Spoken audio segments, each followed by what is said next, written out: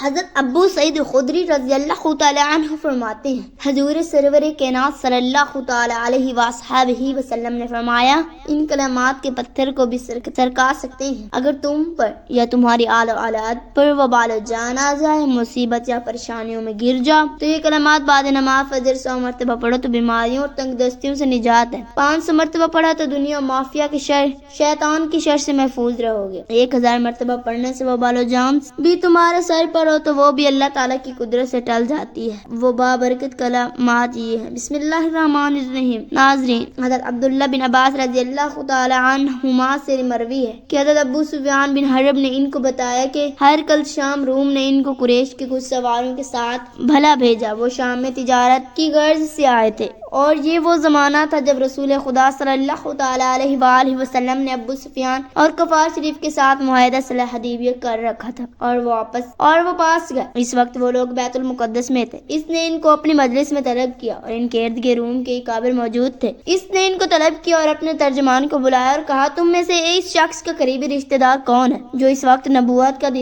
دعوے دار ہے؟ ابو سفیان کہتے ہیں میں نے کہا میں نسل میں ان کے ساتھ سب سے زیادہ قریب ہوں. اس نے کہا اس کو میرے قریب لاؤ اور اس کے دوستوں کو بھی میرے بھی قریب لاؤ اور ان کو اس کی پیٹھ کے پیچھے کھڑا کر دو. پھر اس نے ترجمان سے کہا ان لوگوں سے کہو کہ میں اس ابو سفیان سے اس شخص جو نبی ان کے متعلق کچھ سوال پوچھنے والا ہوں. اگر یہ میرے سامنے جھوٹ بولے تو تم اس کو جھٹلا دینا. ابو سفیان کہتے ہیں خدا کی قسم اگر اس بات سے حیا نہ آتی کہ یہ لوگ مجھے جھٹلائیں گے تو میں حضور اقدس صلی اللہ تعالی علیہ وآلہ وسلم کے متعلق جھوٹ بولتا. پھر اس نے سب سے پہلے آپ کے متعلق جو بات مجھ سے پوچھی وہ یہ ہے. کس نے کہا وہ یہ نہیں حضور سے کیا حیثیت رکھتے ہیں؟ میں نے جواب دیا وہ ہم میں اعلیٰ نسب ہے. اس نے پوچھا کیا یہ دعوت تم میں سے کسی نے اس سے پہلے بھی کیا ہے؟ میں نے جواب دیا نہیں. اس نے پوچھا کیا اس کے آباء و اجداد میں سے کوئی بادشاہ تھا؟ میں نے جواب دیا نہیں. اس نے پوچھا کیا سب حیثیت لوگ ان کے پیروکار بن رہے ہیں یا صرف کمزور لوگ ہی ہیں؟ میں نے جواب دیا کمزور لوگ ان کے پیروکار بن رہے ہیں. اس نے پوچھا کیا ان کی تعداد بڑھ رہی ہے یا گھٹ رہی ہے؟ اس نے پوچھا کیا ان میں سے کوئی اس دین میں داخل ہونے کے بعد اس دین سے ناخوش ہو کر اپنے پہلے دین پر واپسی بھی ہو جاتا ہے؟ میں نے جواب دیا نہیں. اس نے پوچھا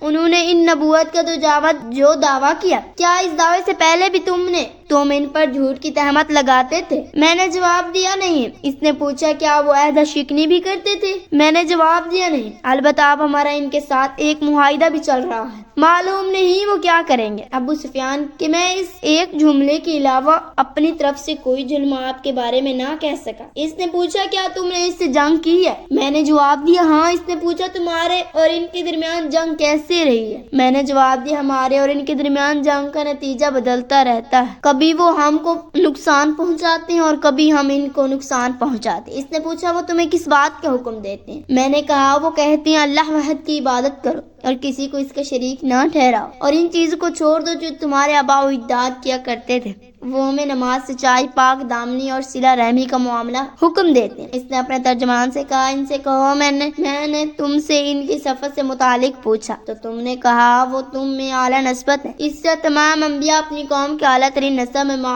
مبعوث ہوتے ہیں. میں نے تم سے پوچھا کیا تم میں سے کسی نے یہ دعویٰ پہلے بھی کیا ہے کہ تم نے جواب دیا نہیں. اگر تم میں سے کسی نے یہ دعویٰ پہلے بھی کیا ہوتا تو میں کہتا یہ شخص ایسی بات کی پیروی کر رہا ہے جو پہلے بھی کہی گئی. میں نے تم سے پوچھا کہ کیا ان کے آباء و اجداد میں سے کوئی بھی بادشاہ تھا تو تم نے جواب دیا نہیں. میں نے سوچا اگر ان کے آباء و اجداد میں سے کوئی بادشاہ ہوتا تو میں کہتا کہ یہ شخص ہے جو اپنے آباء و اجداد ملک حاصل کرنا چاہتا ہے. میں نے تم سے پوچھا کہ آپ جو باتیں وہ کہتے ہیں کیا ان باتوں سے پہلے بھی تم ان پر جھوٹا ہونے کی تہمت لگاتے تھے جو تم نے جواب دیا کہ نہیں. میں سمجھ گیا کہ وہ یہ کام نہیں کر سکتے کہ لوگوں کے متعلق تو جھوٹ سے اجتناب کریں اور اللہ تعالیٰ کے متعلق جھوٹ بولنے لگے. میں نے تم سے پوچھا کہ کیا صاحب حیثیت لوگ ان کے پیروکار بن رہے ہیں یا صرف کمزور لوگ تو تم نے جواب دیا کمزور لوگ. ایسے لوگ ہی رسول معظم کے پیروکار ہوتے ہیں. میں نے تم سے پوچھا کہ کیا ان کی تعداد بڑھ رہی ہے یا گھٹ رہی ہے تو تم نے جواب دیا ان کی تعداد بڑھ رہی ہے. ایمان کی حالت یہی ہوتی ہے کہ حتیٰ کہ وہ مکمل ہو جائے. میں نے تم سے پوچھا کہ کیا ایسا بھی ہوتا ہے کہ لوگ ان کے دین میں داخل ہونے کے بعد اس دین سے بدظن ہو کر اس سے پھر جائیں تو تم نے جواب جواب دیا کہ نہیں، اسلام کی لذت سے جب دل اشنا ہو جاتے ہیں تو ان کی حالت ایسی ہوتی ہے۔ میں نے تم سے پوچھا کہ کیا تم عہد شکنی بھی کرتے ہو تو تم نے جواب دیا نہیں۔ بات یہ ہے کیونکہ رسول عہد شکنی نہیں کیا کرتے تھے۔ میں نے تم سے پوچھا کہ وہ تم کو کن کاموں کا حکم دیتے تھے، تم نے جواب دیا کہ وہ تمہیں حکم دیتے ہیں کہ اللہ تعالیٰ کی عبادت کرو اور کسی کو اس کا شریک نہ بناؤ، اور وہ تم کو بتوں کی پوجا سے منع کرتے تھے اور تم کو نماز، سچائی اور پاک دامنی کا حکم دیتے تھے۔ اگر تم نے جو کچھ بیان کیا ہے وہ سچ ہے تو حضرت محمد صلی اللہ علیہ وآلہ وسلم اس جگہ پر حکمرانی کریں گے جہاں میرے قدم لگے ہوئے ہیں۔ مجھے علم تھا کہ ان کا ظہور ہونے والا ہے، لیکن میرا گمان یہی نہ تھا کہ وہ تم میں ظاہر ہوں گے۔ اگر مجھے یقین ہوتا کہ میں ان کی زیارت کر سکوں گا تو میں ان کی زیارت کے لیے کوشش کرتا ہوں۔ اگر میں ان کے پاس ہوتا تو میں ان کے پاؤں دھوتا۔ پھر اس نے حضور اقدس صلی اللہ علیہ وآلہ وسلم کا ختم منگوایا جو آپ نے حضرت رہیہ قلبی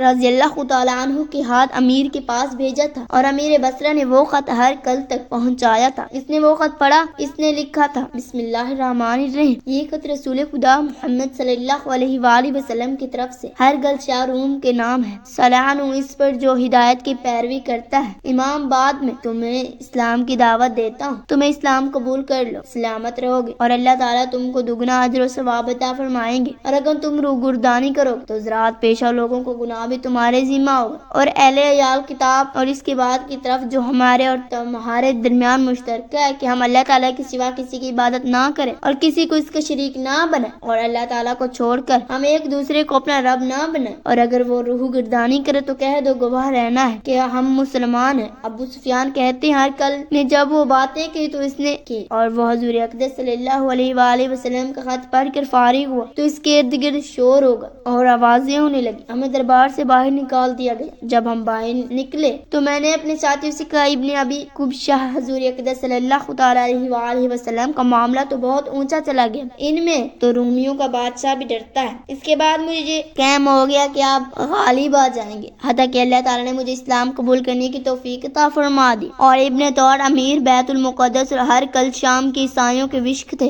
ابن طور بیان کیا کرتے تھے کہ ہر کل بیت المقدس آیا تو ایک صبح اس کی طبیعت میں بہت ملال پیدا ہوا۔ اس کے کسی مصاحب نے اس سے کہا آج آپ کا مزاج ہمیں عجیب سا لگتا ہے۔ ابن طور کہتے ہیں ہر کل کہیں تو ستاروں کی گردش کو دیکھا کرتا تھا۔ انہوں نے اس سے پوچھا تو اس نے جواب دیا آج میں نے ستارے نہیں دیکھے، وہ مجھے نظر آیا کہ ختنہ کرنے والوں کو بادشاہ ظاہر ہو چکا ہے۔ اس زمانے کے لوگوں میں سے ختنہ کون کراتے ہیں؟ لوگوں نے جواب دیا ختنہ تو یہودی کے سوا کوئی نہیں کراتا۔ یہودی کے متعلق آپ کے پریشان ہونے کی ضرورت نہیں، آپ اپنے ملک کے شہروں کے امیروں کے نام حکم نامہ بھیجو کہ ان کے شہروں میں جو بھی یہودی ہے ان کو قتل کر دے۔ اسے اس طرح سے ہر کل کے پاس ایک آدمی کو لایا گیا جس کو شاہ رسان نے بھیجا تھا، جس نے حضور اقدس صلی اللہ تعالی علیہ وآلہ وسلم کے متعلق ہر کل کو بتایا۔ جب ہر کل نے اس کے سوالات کیے تو اس نے اپنے آدمیوں سے کہا جاؤ دیکھو کہ ختنہ شدہ ہے یا نہیں۔ انہوں نے دیکھا کہ اس کو بتایا کہ وہ ختنہ شدہ ہے۔ اس نے اس سے عربیوں کے متعلق پوچھا تو اس نے بتایا کہ وہ ختنہ کراتے ہیں۔ ہر کل نے کہا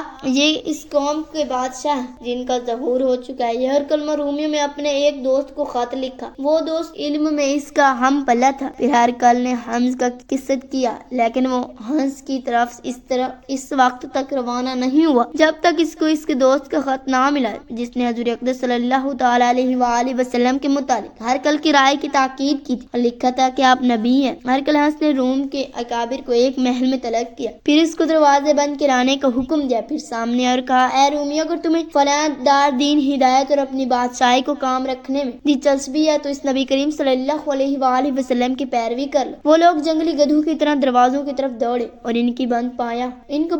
جب ہر کل نے ان کی نفرت کو دیکھا اور ان کے ایمان لانے سے نا امید ہوگی تو کہا ان کو میرے پاس واپس لا۔ کہا میں نے ابھی بھی جو بات کہی تھی وہ محض اس کے لیے کہی تھی کہ دیکھو تم اپنے دین پر کسی حد تک ثابت قدم ہو، میں نے تمہاری ثابت قدمی کو دیکھ لیا۔ انہوں نے اس کو سجدہ کیا اور اس سے خوش ہو۔ حضور اقدس صلی اللہ علیہ وآلہ وسلم نے فرمایا آج رات تم نے اپنے مہمان کے ساتھ جو سلوک کیا اس پر اللہ تعالیٰ بہت خوش ہوا۔ اس عربی شخص نے عرض کی یہ انہی کلمات کا صلہ ہے جو آپ صلی اللہ علیہ وآلہ وسلم نے فرمایا تھا۔ حضرت ابو سعید خدری رضی اللہ تعالی عنہ فرماتے ہیں یہ کلمات پتھر کو بھی سرکا سکتے ہیں۔ اگر تم پر یا تمہاری آل و اولاد وبا و لے جان آ جائے، مصیبت یا پریشانیوں میں گر جاؤ تو یہ کلمات بعد نماز فجر 100 مرتبہ پڑھا تو بیماری اور تندرستی سے نجات، 500 مرتبہ پڑھا تو دنیا و معافیہ کے شر اور شیطان کی کچھ عرصے محفوظ رہو گی۔ 1000 مرتبہ پڑھنے سے وبال جان میں بھی تمہارے سر پہ ہو تو وہ بھی اللہ تعالیٰ کی قدرت سے ٹل جاتی ہے۔ وہ بابرکت کلمات یہ ہیں: بسم اللہ الرحمن الرحیم، حبیب الذی ترجیہ